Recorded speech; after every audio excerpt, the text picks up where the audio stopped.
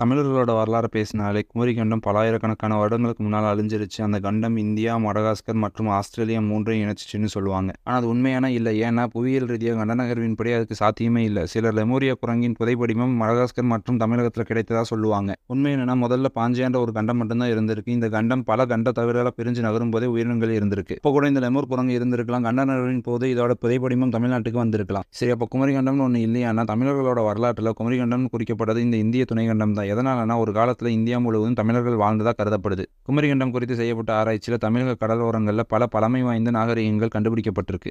இதற்கு காரணம் தமிழக கடலோரங்கள் ஆரம்ப காலங்களில் இலங்கையை இணைக்கிற அளவுக்கு பெரிதாக இருந்திருக்கு. நாளடைவில் கடல் நீர் உயர்வால நிலங்கள் கடலுக்குள்ள போனதால மக்கள் மேடான பகுதியை நோக்கி நகர ஆரம்பிச்சிட்டாங்க. இதற்கான ஆதாரங்கள் தமிழர்களோட வரலாறுலேயே இருக்கு. தமிழர்கள் கடல் வணிகத்தில் சிறந்தவங்களா இருந்திருக்காங்க. பலாயிரக்கணக்கான வருடம் முன்பே ஆஸ்திரேலியா, மடகாஸ்கர் வரை கடல் வணிகம் செய்த வழித்தனமாக கூட இருந்திருக்கலாம் இந்த குமரிக்கண்டம். மேலும் இது போன்ற வீடியோக்களை பார்க்கறதுக்கு என்னோட சேனலை சப்ஸ்கிரைப் பண்ணிக்கோங்க.